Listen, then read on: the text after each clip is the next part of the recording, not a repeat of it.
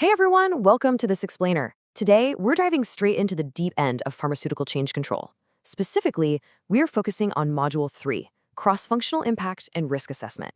We're going to unpack exactly how to navigate changes safely and effectively. Turning what usually feels like endless routine paperwork into a genuinely dynamic strategy for safeguarding your entire product lifecycle. So, I want you to imagine something for a second. What actually happens when a simple change, maybe, a tiny software update or a minor tweak to a raw material, goes horribly wrong? Well, as you probably know, in pharma, there's rarely such a thing as an isolated change, right? Every single adjustment creates ripples. So today, we aren't just talking about checking boxes. We're basically going on a mystery hunt to spot those hidden risks, unearth those sneaky second-order effects, and stop unintended consequences cold before they ever hit the manufacturing floor, or worse, reach the patient. Okay, let's dive right into this. Section 1, Patients and Product Quality. We're starting at the absolute core of our ripple effect here. Before we even think about looking at equipment or software, we have to look at the ultimate end user. To test your intuition on this, let's look at a scenario straight from our source material. Imagine you're assessing a brand new excipient supplier. Which domain should frame the depth of all the other assessments you're about to do? Is it cybersecurity? EHS? Maybe inventory? Think about what the ultimate priority absolutely has to be when a product leaves your facility. If you guessed product quality and patient impact, you hit the nail on the head. You are exactly right. This is literally the golden rule of impact assessment. You have to always ask first, could this affect product quality, safety, or efficacy? You've got to consider those critical quality attributes and process parameters, because the potential effect on the patient, and not just your internal manufacturing process, that dictates exactly how deep this whole assessment needs to go. If the potential patient impact is high, well, the rigor of every subsequent check has to be dialed up to match. Moving right along to Section 2, Evaluating Cross-Functional Domains. Now that we've firmly established our core, let's transition out to the outer ripples of our pond and see how a single change expands into all these various operational domains across a facility. First up, we hit the physical and validation ripples. You gotta ask, does the change affect a validated process or qualified equipment? Think about your environments, the HVAC systems, clean rooms, water, and gas supplies. If you swap out a piece of equipment, suddenly you're looking at contact parts, capacity, and control systems. And crucially, any change here directly implicates your contamination control strategy. It requires you to figure out the exact scope of requalification based on Annex 15 principles. Oh, and remember this, it's absolutely crucial. You have to rigidly define your acceptance criteria before implementation ever begins. And wow, this really brilliantly illustrates the modern complexity of change control, the digital domains.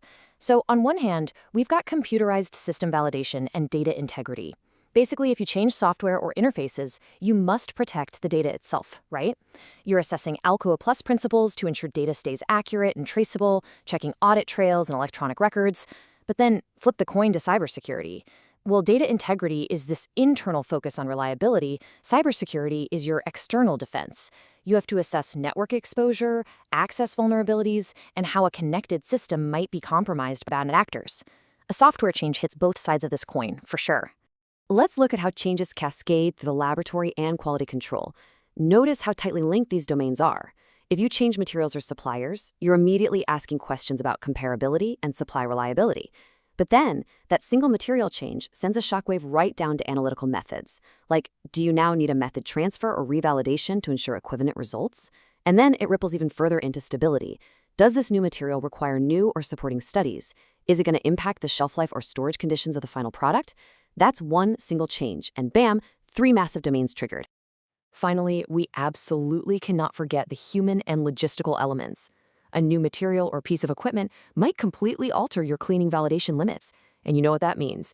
New SOPs and training before you can even flip a switch. You also have to assess EHS impacts. Are you suddenly exposing operators to new emissions or hazards?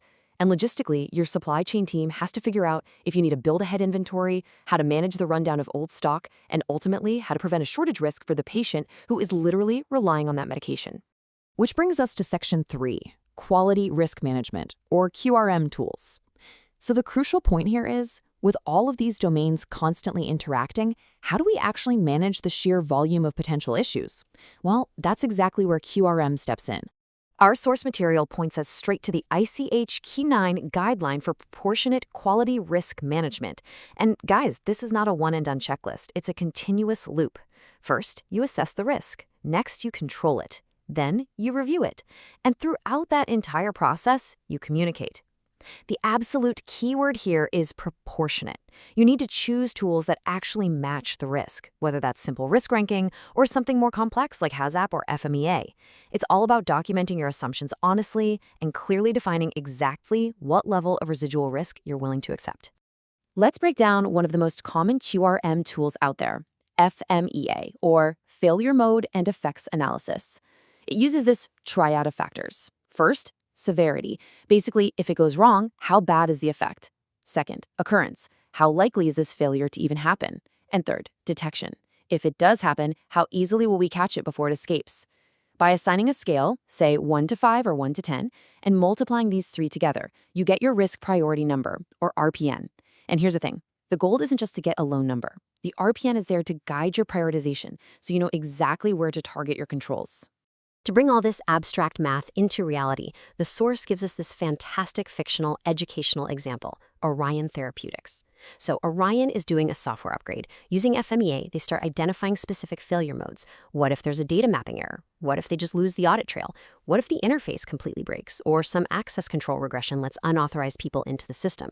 For every single one of these distinct failure modes, Orion's team rates the severity, occurrence, and detection to compute that RPN. Now, once Orion has their RPNs, they don't just file the paperwork away in a cabinet somewhere. They use those scores to establish specific, targeted controls. Because they identified audit trail loss and access regression as high-priority risks, they actually implement rigorous validation testing, specific audit trail verification protocols, strict rollback procedures just in case the launch fails, and thorough access reviews. The really critical step here is confirming that the residual risk, the risk left over after these controls are in place, is absolutely acceptable before that software ever goes live. Okay, let's move to Section 4, Catching Unintended Consequences. Let's see how all of this builds into our final and arguably most critical phase, finding the blind spots. Consider this scenario from the source text. A change is proposed to an analytical method in the lab. The new method is validated. It works perfectly, but it has a slightly longer runtime. The lab domain signs off, they pass their assessment with flying colors, but nobody actually checks how that longer lab runtime interacts with the packaging site's incredibly tight changeover schedule. So what happens?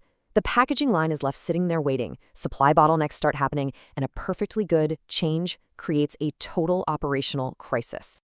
This right here is the textbook definition of an unassessed interaction. It happens when individual domains, like our laboratory and our packaging site, are evaluated completely in silos. On paper, each domain looks absolutely fine on its own. The real problem is that pharmaceutical manufacturing just doesn't happen in silos. It happens at the intersections, and it's exactly at these intersections where unseen real-world risks emerge. So how do we actually prevent this? Through rigorous cross-functional review. I mean, you cannot just pass a checklist around through email and call it a day. You have to bring your domain experts together in a room to actively challenge the assessment. The whole goal of this review is specifically to hunt for those second-order effects and interactions between domains. Quality needs to talk to IT, the lab has to talk to packaging, and EHS must talk to facilities. By breaking down these silos, you guarantee no affected domain gets missed, and you can firmly agree on the controls required before feeding the assessment straight into the implementation plan. Ultimately, a successful change impact assessment isn't just about having the right tools. It's about having the right conversations. So I'm going to leave you with this final provocative thought. When a change is proposed in your organization, are your domain experts just filling out their own little sections of a form? Or are they actually talking to each other to find those hidden risks at the intersections? Thank you so much for joining this explainer. Keep breaking down those silos, keep questioning those second-order effects, and never ever stop hunting for those unintended consequences.